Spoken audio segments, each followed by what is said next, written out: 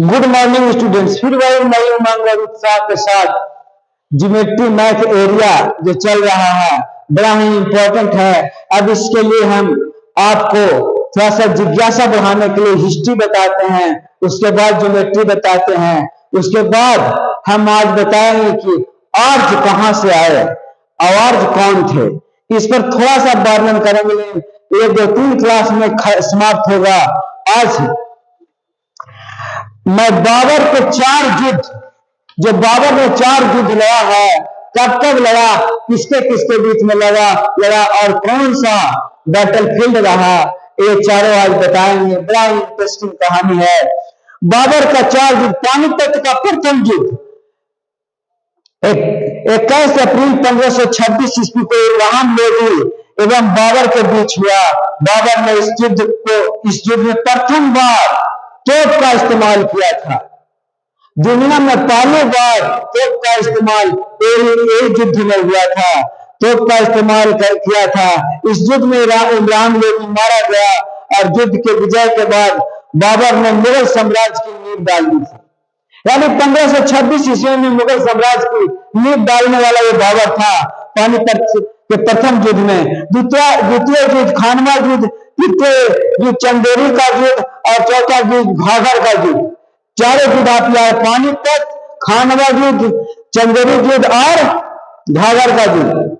दूसरा खानवा युद्ध 16 मार्च 1527 ईस्वी को फतेहपुर सीकरी के निकट खानवा के मैदान में राणा सांगा के साथ बाबर का युद्ध हुआ और यह युद्ध 20 घंटे तक भीषण युद्ध चला।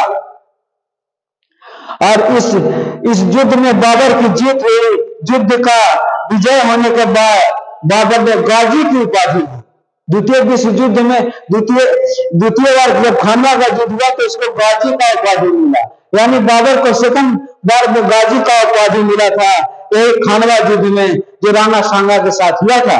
तीसरा युद्ध चंदेरी का युद्ध जो 1528 ईस्वी में 20 जनवरी 1528 ईस्वी को बाबर ने मेदिनी राय के बीच हुआ था, जिसमें बाबर की जीत हुआ और अनेक राजपूत स्त्रियों ने जहर किया था। मैंने मौत, अपने आप को मौत के घाट उतार दिया था। ये राजपूत स्त्रियों की कहानी इसमें चंदेरी युद्ध में है। तीसरा युद्ध तो चंदेरी युद्ध हुआ जो मेदिनी राय के साथ हुआ था और चौथा युद्ध घाघर का युद्ध था 1529 ईस्वी में। 6 मई 1529 ईस्वी को बाबर का अफगानों के साथ घाघर का युद्ध हुआ। इस भीषण गोलाबारी में अफगानी सेना छिन्न भिन्न हो गया और युद्ध में बाबर की जीत हुई।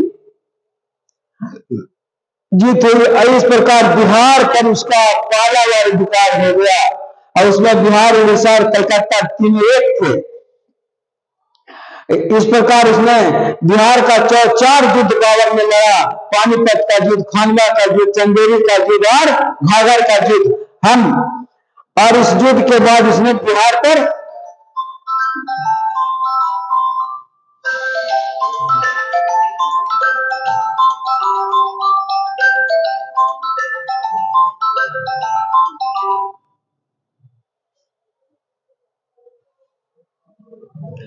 इस प्रकार 3 युद्ध हुआ, 4 युद्ध हुआ। चारों युद्ध को हम बड़ा ही आराम तरीके से बता दिए हैं और समझा दिए हैं कि ये 4 युद्ध हुआ। अब हम अपने विषय की ओर आते हैं। यानी 4 युद्ध बाबर का 4 युद्ध बड़ा ही इंपॉर्टेंट युद्ध था। बाबर का पानीपत का युद्ध 1526 ईस्वी का, बाबर का खानवा का युद्ध 1527 ईस्वी का, बाबर का चंदेरी युद्ध 1528 ईस्वी का और बाबर का चौथा युद्ध घाघरा का युद्ध 1529 ईस्वी का। और वही बाबर 1530 ईस्वी में इसकी मृत्यु हो जाती है, 24 दिसंबर 1530 ईस्वी को।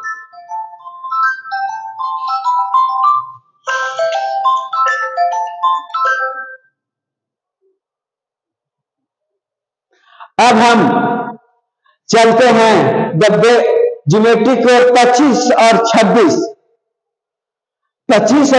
की ओर चलते हैं। 25 और 26 जो बताता है, लास्ट मेरा है, द बेस BC ऑफ त्रिभुज ABC is divide at such day such that होना चाहिए था, और सच दैट नहीं लिखाया है, पर such BD is equal to half DC prove that the area of triangles ABD is equal to half 1/3 area of triangles ABC। ये prove करना है। हम यहाँ ये ले लेते हैं ताकि हमको आराम होगा प्रूव करने में, और कोई हमें दिक्कत होगा, इसलिए बड़ा ही दिक्कत होता है। लोग बीच बीच में फोन कर देते हैं और बड़ा ही दिक्कत होता है, आपको समझाने में दिक्कत होता है, बार बार वीडियो बनाना पड़ता है, ज्यादा डिस्टर्ब करता है फिर से हम वीडियो बनाएं, लेकिन अभी थोड़ा कम डिस्टर्ब है इसलिए हम उसी वीडियो पर हैं। Construction draw a median of त्रिभुज ABC। AEM एक मीडियन खींच लेते हैं ABC का, यानी BC का मध्य बिंदु E हो जाएगा, इसलिए A is the median of त्रिभुज ABC, इसलिए ABE A वाला पूरा और A वाला दोनों इक्वल हो जाएगा।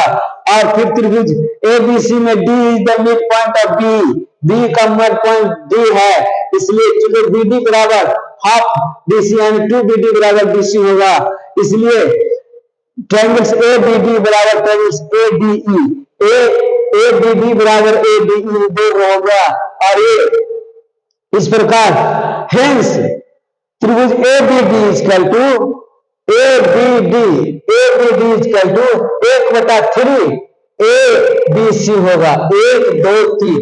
कितना आराम है, कितना आराम तरीके से देखने में लगता है, आराम तरीके से प्रूफ हो जाता है। और 26 में in the joining figure the point B divide the side BC of त्रिभुज ABC is the ratio of M:N लिखने में दिक्कत हो रहा था, इस प्रकार लिखे हैं। इस प्रकार हम ये भी बताते हैं कि जो दिक्कत हो रहा है हमको, आपको भी दिक्कत होगा। How to operate a king भी, हाउ ऑपरेट ए किंग।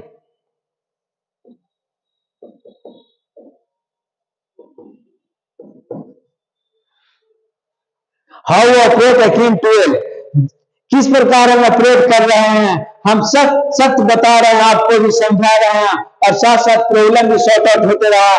किस प्रकार हमको लिखने हैं कि M:N लिखने में कितना दिखाई, prove that area of triangle ABD is 2 दिया हुआ है, एरिया ऑफ ट्रायंगल ABC बराबर M:N है, यानी M रेशियो N है। इस प्रकार हम चित्र बना दिए हैं। और अब एरिया ऑफ ABD बराबर एरिया बटा एरिया ऑफ ABC, वहां से ले लेते हैं ABD और ABC को, बटा में दोनों का हाफ आधार गुण ऊंचाई हाफ कर दिया, इसलिए BD बटा BC होगा। अब BD बराबर L है और BC बराबर L दिया हुआ है, इसलिए M और M प्रूफ हो जाता है। इस प्रकार सारा चीज प्रूफ हो जाता है। अब हम फिर से ये हिस्ट्री पर चलाते हैं, ये बताना चाहते हैं कि आर्य कहां से आए, आर्य कौन थे। ये जो किताब है भारत का इतिहास का विकृतीकरण, थोड़ा सा हम इसका 2 शब्द पढ़ लेते हैं जो बड़ा ही इंपॉर्टेंट है। दिल्ली के उपराज्यपाल श्री विजय कपूर द्वारा 21 मार्च 2003 को मेरी पुस्तक भारत का आधुनिक इतिहास लेखन का एवं एक प्रवचना का लोकार्पण किया गया। लोकार्पण के अवसर पर पुस्तक की सामग्री के संदर्भ में दी गई जानकारी के आधार पर समारोह में उपस्थित अनेक लोगों ने मुझे ऐसी पुस्तक लिखने का साधुवाद दिया। बाद में विषय के ज्ञाता अनेक विद्वानों और पाठकों ने पुस्तक की भूरी भूरी प्रशंसा की। इतिहास घटित होता है, इतिहास निर्देशित नहीं होता, जबकि भारत का वर्तमान में सुलभ इतिहास भारत का प्राचीनता काल में अंग्रेजों द्वारा निर्देशितों के आधार पर लिखा गया है। विजयी जातियों द्वारा विजित जातियों का इतिहास तक भी लिखवाया गया, तो इससे विजित जातियों को सदा ही सत्यहीन, पौरुषहीन, विखंडित दिखलाने का प्रयास किया गया है, क्योंकि इसमें उसका स्वार्थ रहा है। अंग्रेज भी इस संदर्भ में अपवाद नहीं रहे। उसका यही प्रयास रहा कि भारतीयों का उनका ऐसा इतिहास दिया जाए जिससे उसमें अनेक प्राचीन साहित्य के प्रति अनादर, संस्कृति के प्रति अरुचि, धर्म के प्रति अनास्था और राष्ट्र के प्रति अवहेलना की भावना भर जाए। वे अपने प्रयास में सफल भी हुए, लेकिन वास्तव में अंग्रेज ने जो इतिहास लिखना शुरू किया था, सोचे थे, यही सोचकर लिख रहे थे कि हम पूरे हिंदू समाज को ईसाई धर्म में बदल देंगे, लेकिन वो तो इतना कर नहीं सके। अधिकतर ईसाई हिंदू धर्म में परिवर्तित हो गए और आज पूरा विश्व का भी यही स्थिति है, अधिकतर ईसाई हिंदू की ओर भाग रहे हैं। आज भारत स्वतंत्र है, यही तो नागरिक यहाँ के शासक हैं, अतः यह अत्यंत आवश्यक है कि देश के हर नागरिक के मन में भारतीयता का शुद्ध भावना जागृत हो और अपनी संस्कृति, अपने राष्ट्र, अपने प्राचीन साहित्य के प्रति सच्ची निष्ठा पैदा हो। आज भारत के प्रत्येक नागरिक को इस बात का ज्ञान होना परम आवश्यक है कि वह उस भारत का मूल नागरिक है जो कभी विश्व गुरु रहा है, जिसकी आन बान शान की कसिंदे विश्व गाता रहा है। उसके लिए यह जनता भी एक अनिवार्यता है। उसके पूर्वज घुमंतु लुटेरे आक्रांता नहीं रहे, यह उन पूर्वजों का वंशज है जिन्होंने विश्व को सभी सभ्यताओं का नेतृत्व किया, जिन्होंने कंकर में शंकर का वास मानकर संपूर्ण सृष्टि को एकात्मकता का पाठ पढ़ाया और जिन्होंने सृष्टि के मूल के गुण रहस्यों को अनावृत करके वेद शास्त्र पुराण आदि के रूप में प्रचुर ज्ञान का युक्त साहित्य दिया है। भारत का आधुनिक इतिहास का लेखन एवं प्रवचना 500 पृष्ठ की पुस्तक है, जो मुख्यतः शोधकर्ताओं के इतिहास के विषय के ज्ञाताओं के लिए है। सामान्य पाठक की सुविधा की दृष्टि से अनेक स्थानों पर अनेक साथियों का सुझाव आया है, इससे संक्षिप्त रूप में प्रकाशित कराया जाए। प्रस्तुत पुस्तक हिंदू राइट्स फोरम के अध्यक्ष, भारतीय संस्कृति के अनन्य प्रेमी डॉक्टर कृष्ण वल्लभ पालीवाल जी के प्रेरणा तैयार की गई है। इसमें सही विषयों का सार रूप में देने का प्रयास किया गया है। जिन बंधुओं को किसी विषय के संबंध में अधिक जानकारी चाहिए तो मूल पुस्तक जो बाबा साहब आमटे स्मारक स्मृति में केशव पुंज झंडेवाल देवबंधु गुप्ता मार्ग नई दिल्ली 55 में प्रकाशित हुई है, ले सकते हैं। यह मेरा 163वां प्रकाशन। आशा और पूर्ण प्रकाशन की भांति यह पाठकों को उपयोगी और रुचिकर लगेगा। वास्तव में बड़ा रुचिकर पुस्तक है। इसमें यह बताया गया है कि 16वीं शताब्दी में भारत के इतिहास में विकृतियां की गई क्या क्या। अब यहाँ पर थोड़ा सा हम बताएंगे, फिर हम अपना चैप्टर को बंद करेंगे। ईसा के 16वीं और 17वीं शताब्दी में व्यापारिक बनकर आए अंग्रेज 18वीं शताब्दी के अंत आते 200 वर्षों के कालखंड में छल से, बल से, कूटनीति से भारतीय नरेशों की सत्ताएं हथिया कर देश की प्रमुख राजशक्ति ही नहीं बन गए, वरन देश के बागडोर संभालने में भी सफल हो गए। अपनी सत्ता का ऐतिहासिक दृष्टि से उचित ठहराने के लिए तत्कालीन कंपनी सरकार ने भारत के इतिहास का विकृतियां लाने के लिए विभिन्न प्रकार की भ्रांतियां का निर्माण कराकर उसको विभिन्न स्थानों पर विभिन्न व्यक्तियों द्वारा विभिन्न प्रकार से प्रचारित करवाया।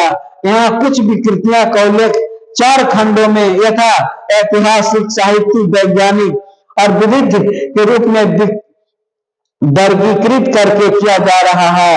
और इसी प्रकार चारों को हम धीरे धीरे बताएंगे कि ऐतिहासिक में क्या विकृतियां लाया, साहित्यिक में क्या विकृतियां लाया, वैज्ञानिक में क्या विकृतियां लाया, और लास्ट में विविध के रूप में इस किताब को मैं धीरे धीरे और बताएंगे, समझाएंगे और बताएंगे कि कैसे अंग्रेजों ने हमारे जो भारत का इतिहास लिखा वो अपने फायदा के लिए लिखा, दूसरे की फायदा के लिए नहीं लिखा। लेकिन इतिहास तो बीती घटनाओं का होना चाहिए, निर्देशित नहीं होना चाहिए। इसलिए धीरे धीरे अब इतिहास मेरा बदल रहा है। जो हम लोग अपना रामायण और महाभारत को रियल वेद उपनिषद को नहीं पढ़ सके, वो उसका पढ़ाई कराया जा रहा है। और आज हम रियल में स्वतंत्रता का गाना और स्वतंत्र महसूस करेंगे जब इतिहास की सही जानकारी होगी। मानते हैं कि अंग्रेज ने हमको बहुत कुछ सिखाया और उससे मैंने बहुत कुछ सीखा, लेकिन फिर भी हम अपनी सभ्यता और संस्कृति को नहीं भूल पाए। इतना स्वतंत्रता के बावजूद भी 700 वर्षों और 200 वर्षों, करीब 900 या 1200 वर्षों तक मैंने स्वतंत्रता में रहने के बावजूद में मैंने हिंदू धर्म में अपना वजूद नहीं खोया, वजूद नहीं खोया। और आर्यों के बारे में लोग कहते हैं कि आर्य लोग भारत से बाहर से आए। बड़ा आर्य कौन थे, आर्य का मतलब क्या था, बड़ा ही इंपॉर्टेंट है। आर्य का मतलब देखो कृषक में क्या लिया गया है, ये सारी बातों को हम बताया। अंग्रेजों ने भारत में विदेशों से आकर की गई अपनी सत्ता की स्थापना का सही ठहराने के उद्देश्य से आर्यों का संबंध में, जो कि यहाँ का मूल निवासी थे, यह प्रचारित करना शुरू कर दिया कि वे लोग भारत के बाहर से आए थे और उन्होंने भारत से ही आकर यहाँ अपनी राज सत्ता स्थापित की थी। और फिर उन्होंने आर्यों को ही नहीं, उन्होंने पूर्व में आए हुए निग्रो, प्रोटो, अल्ट्रोलाइड, मंगोलर, द्रविड़ आदि विभिन्न जातियों को भी भारत के बाहर से आने वाली बताया है। यह ठीक है कि पाश्चात्य विद्वान और उनके अनुसरण में चलने वाले भारतीय इतिहासकार आर्यों को भारत से बाहर से आने वाले भले ही मानते हों, तो भारत किसी भी स्रोत से इस बात की पुष्टि नहीं होती। अनेक भारतीय विद्वानों ने इसे मात्र एक भ्रांति से अधिक कुछ नहीं मानते। भारत के अधिकांश वैदिक विद्वान इस बात पर एक मत हैं कि यहाँ की किसी भी प्राचीन साहित्य या अन्य प्रकार की रचना का कोई ऐसा उल्लेख नहीं मिलता जिससे सिद्ध हो कि आर्यों ने बाहर से आकर यहाँ राज्य सत्ता स्थापित की थी। आर्यों को आदि वंश, आदि देश, आर्य भाषा, आर्य सभ्यता और संस्कृति के संबंध में सबसे प्राचीन प्रमाणिक साक्ष्य ऋग्वेद है। यह आर्यों के ही नहीं बल्कि विश्व का सबसे प्राचीन ग्रंथ माना जाता है, किंतु इसमें जितना भी भौगोलिक सांस्कृतिक उल्लेख आता है वह सब इसी देश के परिवेश का है। ऋग्वेद में नदी सूक्त में एक भी ऐसी नदी का नाम नहीं मिलता जो भारत से बाहर से की हो। इससे गंगा, सिंधु, सरस्वती आदि का ही उल्लेख आता है। अतः इन नदियों के घिरी भूमि को ही आर्यों का देश है और आर्य लोग यहाँ के मूल निवासी हैं। यदि आर्य कहीं बाहर से आए होते तो कहीं तो उस भूमि या परिवेश का कोई उल्लेख ऋग्वेद में मिलता। आज मैं इतना ही दूर तक रखते हैं और उसको नोट कर लेते हैं, फिर अगले दिन हम फिर आर्यों के बारे में बड़ा ही दूर तक बताएंगे और क्या मतलब क्या है।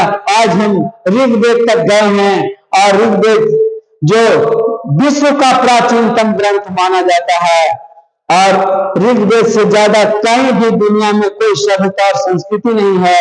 उसमें सारी बातें हैं, कानून की बातें हैं, सारा बात है उसमें जो आदमी को एक सभ्य आदमी के रूप में प्रस्तुत करता है। वेद में बहुत बड़ा गुण तत्व छुपा हुआ है।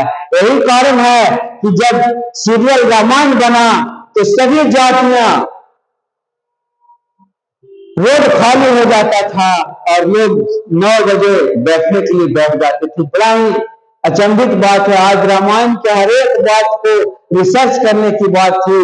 आज यदि हम सही ढंग में इतिहास लिखा गया होता और सही बातों का, रामायण और महाभारत की सही बातों का यदि रिसर्च हुआ होता तो आज उसका मिसाइल भी पता चल जाता और धीरे धीरे हम देखेंगे, समझेंगे। वो दिन दूर नहीं है जब लोग रामायण और महाभारत पर रिसर्च करेंगे।